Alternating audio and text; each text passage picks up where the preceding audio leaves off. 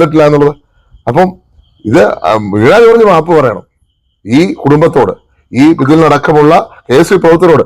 വ്യത്യസ്ത രാഷ്ട്രീയ പാർട്ടികളായിരിക്കാം, പക്ഷെ ശത്രുക്കളല്ല. പ്രിയപ്പെട്ട ബിദുലിന്റെ വീട്ടിലാണ് ഞാനിപ്പോ ഉള്ളത്. വളരെ നീചമായ രീതിയിൽ ഈ കുടുംബത്തെ അറ്റാക്ക് ചെയ്ത്, ഈ കുടുംബത്തെ ടാർഗറ്റ് ചെയ്ത് CPM-ന്റെ പ്രവർത്തനം. CPM ഒന്നും അറിഞ്ഞില്ല, ഞാനൊന്നും പറഞ്ഞില്ല, രാമനാരായണ എന്നുള്ള മട്ടിൽ അങ്ങ് നടക്കുകയാണ്. MLA വന്നിട്ട് പറഞ്ഞു ഞങ്ങളല്ല.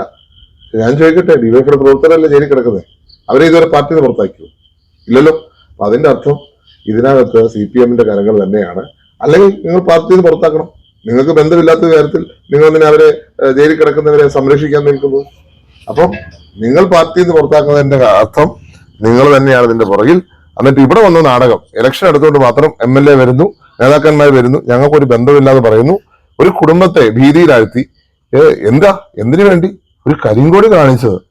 അങ്ങനെയാണെങ്കിൽ കഴിഞ്ഞ കാലത്ത് ഉമ്മൻചാണ്ടി സർക്കാരിന്റെ കാലത്ത് എന്തായിരുന്നു ഞങ്ങളൊക്കെ മറുപടി പറയേണ്ടത്? മുഖ്യമന്ത്രിയെ കല്ലെറിഞ്ഞപ്പോ, മുഖ്യമന്ത്രിയെ സെക്രട്ടേറിയറ്റ് വളഞ്ഞ് കയറാൻ സമ്മതിക്കില്ല എന്ന് പറഞ്ഞപ്പോ, ഞങ്ങൾ മുഖ്യമന്ത്രി രാജിവെച്ചാൽ മാത്രമേ ഞങ്ങൾ പോകുന്നു പറഞ്ഞപ്പോ എന്തൊക്കെയാണ് ഞങ്ങൾ ചെയ്യേണ്ടിയിരുന്നത്?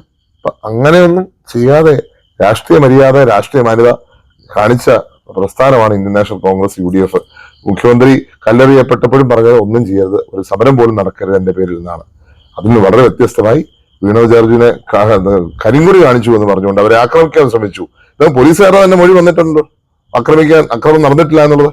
അപ്പം ഇത് വീണ ജോർജ് മാപ്പ് പറയണം ഈ കുടുംബത്തോട്, ഈ ഇതിൽ നടക്കമുള്ള കേസ് പ്രവർത്തകരോട്. വ്യത്യസ്ത രാഷ്ട്രീയ പാർട്ടികളായിരിക്കാം, പക്ഷെ ശത്രുക്കളല്ല. നിങ്ങൾ ഈ തരത്തിൽ പെരുമാറുന്നത് രാഷ്ട്രീയ മര്യാദയല്ല, മാന്യതയല്ല. ഒരു ആരോഗ്യപരമായ ജനാധിപത്യ സംവിധാനത്തിൽ ഇത് ശരിയല്ല. തീർച്ചയായിട്ടും മന്ത്രി എന്ന നിലയിൽ തികഞ്ഞ പരാജയം എന്നുള്ളത് വേറെ കാര്യം. പക്ഷെ ഇവിടെ ഈ കാര്യത്തിൽ മാപ്പ് പറയാണ് മന്ത്രി വേണ്ടത്.